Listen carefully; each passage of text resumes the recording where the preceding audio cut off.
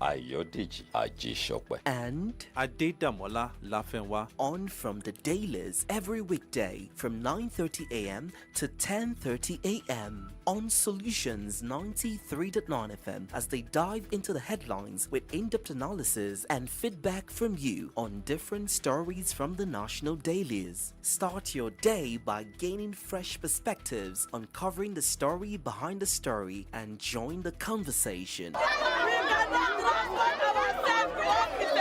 Because your voice matters. From the dailies, the conversation never stops.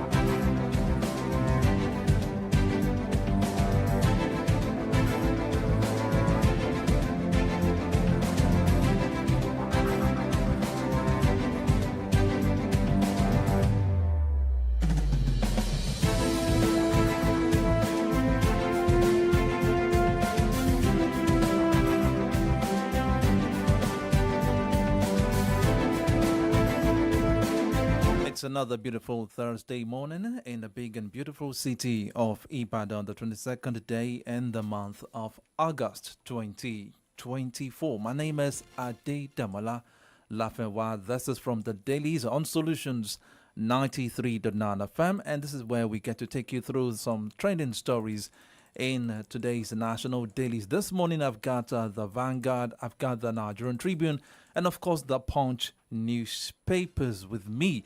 And Ayodeji Ajishokwe, Comrade Ayodeji Ajishokwe will be joining me virtually this morning. And without wasting much of our time, let's go straight to the stories we have on the papers this morning.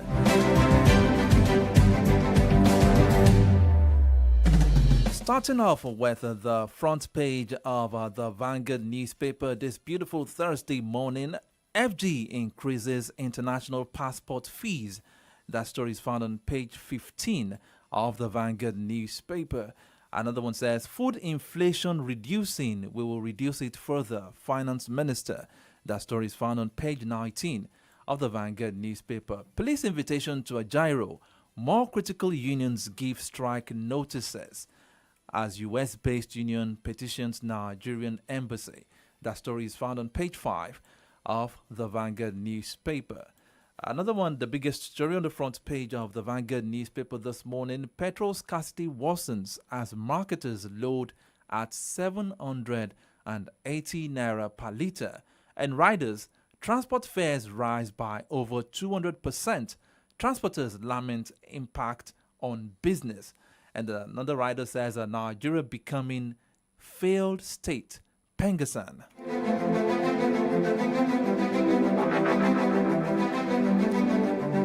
Still on the front page of the Vanguard newspaper this morning, fake certificate, Uganda, Kenya, right jab demand students verification.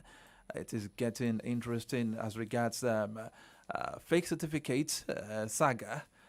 Okay, away from that, FG finally criminalizes vandalism of telecom facilities in New Gazette.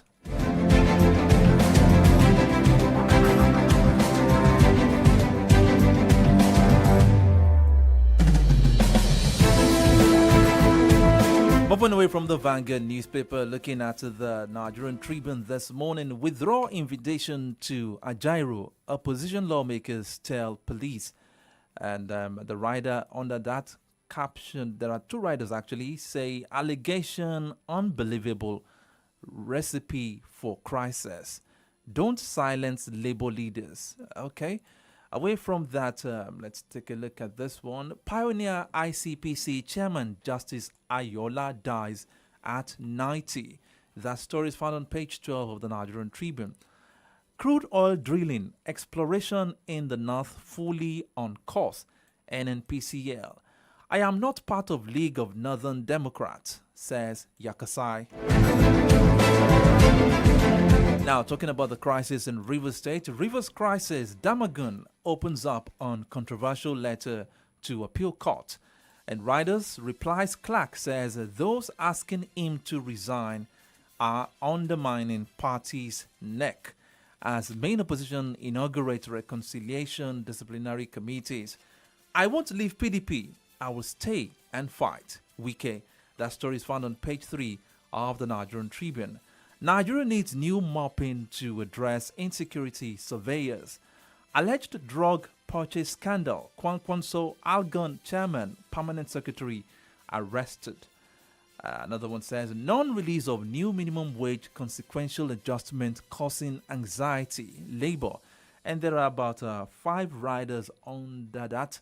We have done our part. Finance Ministry. We are working on implementation. Wages Commission. Payment of 70,000 naira will cause job losses. CPPE. Another one says organized private sector wants FG to announce pledged support. And the last rider says 7 more states ready to pay 70,000 naira.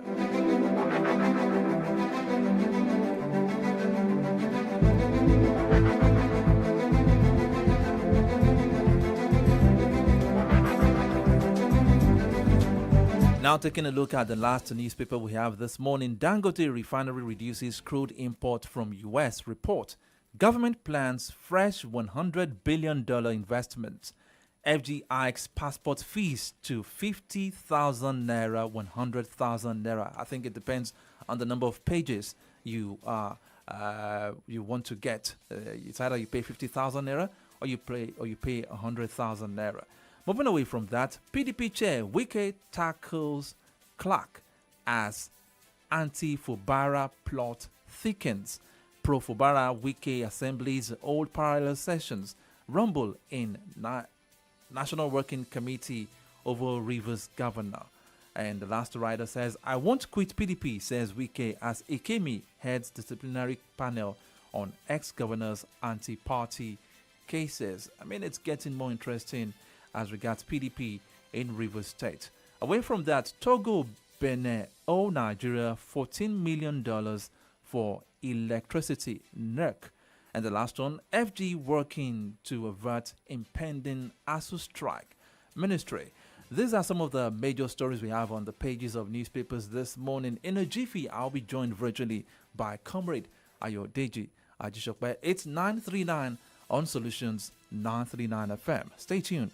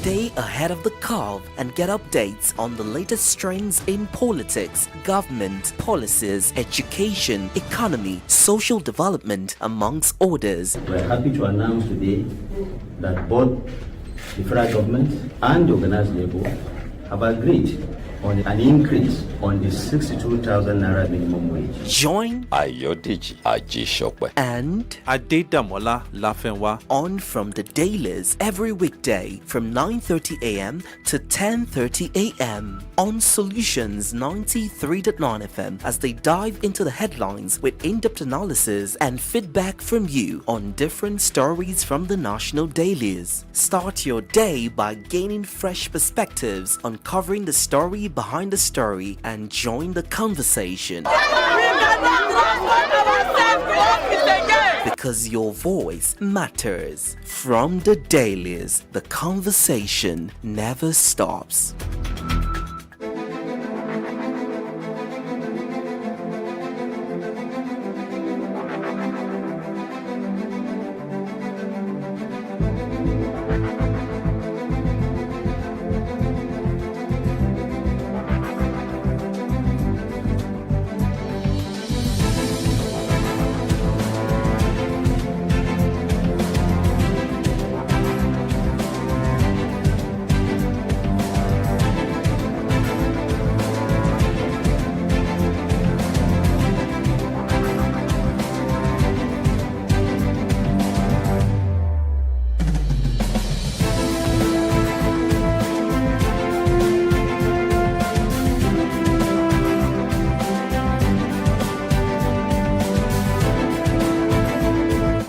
Comrade Ayodeji Ajishokbe already joining me virtually this morning. A beautiful morning to you, Comrade Ayodeji Ajishokbe. Hey, good morning to you, my dear comrade brother. Okay, let's go straight to the stories. There is that particular story that caught my attention, and talking about the increase in the price of or the prices of getting international passports in Nigeria today. It has just been increased by the federal government, and the particular on Nigerian Tribune, it is written as lack of empathy. Nigerians knock FG immigration over passport fees hike. What do you make out of that? Why? I mean, Nigerians are asking questions. Should this be the right time for the federal government to gear up the prices of obtaining international passports in the midst of what we've been crying for? What goes into the security, the international passport, Nigerian passport, is a security document, just like the Naira notes and all of that. So it is produced by security minded printing presses. They have their security marks and all of that. Certainly, they are not produced. I think they're produced in Nigeria now. Printed, you understand? But certainly, those things that are put together have, inputs that are not Naira denominated. I suspect that is one of the major challenges regarding the production. But you see, who needs a passport? You understand? Who needs a passport? Somebody that needs to travel, not wants to travel. You understand? Want is different from need. If I need to travel, I have no option than to obtain a passport. I think it's 70,000 now for the smaller, 32 pages. It's on Punch newspaper. It is written as 50,000 and 100,000. It's either you pay 50,000 depending. Okay, 50,000 or 100,000. Yes, the number of pages and then the durability. I mean, the viability. One is 5 years, one is 10 years. Yes. 100,000. I think that is a lot. Even if that's about 60. If $100, okay. If $10 is about, how much is that? $1 is 1,500. Let's put it at that. $10. These are things you put when you add the cost. You understand? You have to go. Even if they say it is online, we know that it does not work like that. Even when it comes to capturing, they say, are you doing physical or online? If you're online, they will say stay aside. If you are doing direct, physical, which should no longer be. It should no longer be. There shouldn't be any physical interaction anymore. You understand? Yes. But that is what we still get. I don't think we should step up. We should step up. We should step up beyond all these physical interactions. And why is it that people insist on physical interaction? Because it is physical interaction that will bring me. You have to pay. Probably some taking of biometrics would be involved. That's the reason for the physical interaction. Look. We should stop that. Biometrics has been on for quite a while. And then, look, when you say biometrics, is it the hardware that you buy today? Are you going to buy another one next year? You are not going to. And let me make it abundantly clear. Just sometime, a short while ago, I took biometrics. You understand? Yeah. A camera and a system and a printer. and a printer, and that's all it takes. You don't change that every day. You don't change that every year. You understand? That is all they do, and that is all they have in one office. They don't have two in Ibadan. They don't have two in Oshobo. They have only one system. That in itself is bad enough. And you see people lined up there in their dozens. If you go to Ibadan, you find them probably in 100-fold. You understand? So why must you have one office to do that? Just one system, one camera, and one printer. If you have hundreds of clients per day, you understand? Are they serious? Are they serious? Are they serious? I mean, if people turn up in their hundreds every day, why must you have only one camera, one system, and one printer? And interestingly, it seems there is only one office that issues that in the entire Oyo state. There's only one. You go to Osun, it's the same thing. I've been to both. Why? And people sit down there in their hundreds every day. Why must we do things this way? And now we still have to, and now Nigerians still have to pay more. And we still have to pay more for our pay. Why must we do things like this? Why? Why can't these things be done online? You do yours. I mean, even outside Nigeria, they still do it physically. In Nigerian embassy, you must go physically. In places where there are addresses and all of that, rather than put it in post. In post, why? Why must there be physical contact? In Ife, you do. I know for a very long time now in Ife, even if you have to go there physically, you won't make contact with anybody. No physical contact. I mean, about Awolowo University. You may go there physically, but you're not going to have any physical contact. You just drop in the pigeon hole, you pick it up there. They give you schedule time, you come and pick it up there. You understand? All right. So why do we have to do that? All right, Why? comrade, let's move to other stories because of our time. We really need to manage our time this morning. There is another particular issue that caught my attention again on the front on one of the pages of the Nigerian Tribune this morning. It is a statement credited to former Vice President of the Federal Republic of Nigeria, talking about Alhaji Atiku Abubakar, and he said, "Tinubu has turned Nigeria to personal business," and I want to quote him. He alleged that Nigeria is rapidly transforming into a government of Tinubu, by Tinubu, and for Tinubu. And his basis for this statement is that the policies being implemented by the administration of Bola Ahmed Tinubu seems to be understood only by Bola Ahmed Tinubu, because it seems it is only the people in government that understands the dynamics and the workability of these policies, and they are the ones seeing the positive effect of these policies, but Nigerians are not seeing it. That is the basis of that statement from Atiku Abubakar. What do you make out of that? Yes, I will say categorically that we cannot throw away the baby with the water. You understand? Let's look at what it's saying. People are worried. I am now worried too. You know, I've been hopeful. I was even talking about October. Yeah, if you recall. I remember. You've been. I was even talking about October, that we must have some positive impact by October. This October is virtually on us. We are just a few weeks away from October now. Few weeks away. Yes. I will give you PMS. We'll give you product. Up till now, Dangote is not giving us product. There are extremely long queues this morning, something I'd never witnessed, even at NNPC's filling stations. I'd never witnessed something the you length. have never witnessed. I'd never witnessed such long queues at NNPC filling stations on my way to work this morning. That is a worrisome development, my dear brother. A very, very, very worrisome one. Why? We have a $20 billion refinery. We have 4 non-functional refineries. We have crude oil. We have NNPC. Isn't that worrisome? I was just reading somewhere this morning that Burkina Faso, one of our Francophone neighbors, has launched a satellite. You understand? Has launched a satellite. The so-called poor country has launched a satellite.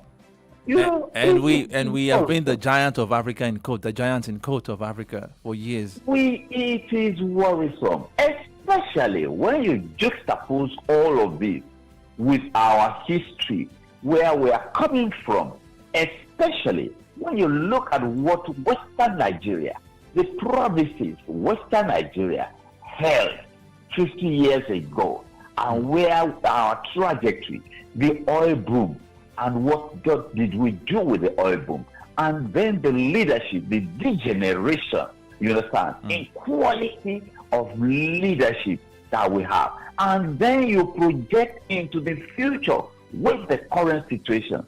You do not throw away the baby with the bathwater. You will say, what is Atiku saying? What has Atiku himself done? If you remember privatization, the allegations that Atiku was chairman of National Economic Council, that he sold Nigeria's commonwealth to his friends and allies. You understand? But no, we should not do that. We should take a look at the message beyond the messenger. Atiku himself is a part of the political elite. You see, we should not deceive ourselves that the political elite, that one is better than the other. None of them is better than the other. They are in the same class. Somebody keeps asking me, what is the elite consensus about Nigeria? And he will reply, I will say, there seems to be no elite consensus. He says the elite consensus in Nigeria is state capture. That it's like a relay race. You understand? It's like a relay race. They're just passing the basics. How can somebody be in APC this morning, wake up in APC bed, and then by lunchtime you are having dinner with Labour, and we are having lunch with Labour, and dinner time you are in bed with PDP? That means you stand for nothing. If people stand for nothing, then that means anything goes. You understand? Yeah. That means they have no conviction that I must not do this. I must not go beyond or below this. If you stand for nothing, that means anything goes. Governance is not anything goes. There must be conviction. There must be, that's what we call ideological beliefs. You understand? I don't want to call it ideology anymore. But there are convictions that we must do this. Government must do this. Government must pursue this. Government must provide this. You understand? And you pursue it. You can call it ideology. You understand? You can call it conviction. But what does this guy stand for? You understand? It is well wisdom. But and comrade, the government, the representatives of the government have always been coming out to reel out so many things they've been doing. The finance minister has always been coming out. The CBN governor has been coming out saying that we are doing this and things are working and things are working. The policies we have put in place, but Nigerians are not seeing this. That is it. It is good to hear that you are doing this, you are doing that. Great. It's like a head of a family. You understand? Calling family meetings and say, I'm looking for work. I've gotten a job. You understand? And we are not seeing the impact of the job you have said you got, in our circumstance. The circumstance of an average Nigerian. I'm not sure whether we talk about the poor anymore. And let's even talk about an average Nigerian. A working Nigerian that earns 200,000 naira today. That earns 200,000 naira today. What do you think his condition is? Don't even add that he has an automobile. If he has an automobile, an automobile that does not consume fuel, how much will he fuel it in a week? How much will he fuel it in a month? That is outside of maintenance. With how much will he feed his family? With how much will he, even if his children attend public school, you understand? Okay. And he manages to take them to work. That is 200. I even want to add 50,000 to it and make it 250. If such a person does not have additional, and additional in Nigeria could mean illegality, criminality, you understand, extortion, and hanky-panky in your place of work. Comrade, have you stepped out of the house this morning at all? Yes, I have. Okay. I have. I noticed a few vehicles on the road and lots of commuters waiting on either bikes or NAPEP and everything. But definitely transport fares are on the rise by over 200% in some parts of the country. I saw a massive crowd. And it is not, as we wrap up today, Yeah. with this statement coming from Pengasan, Nigeria gradually becoming a failed state as a result of this fuel scarcity. that is not new. That is not new.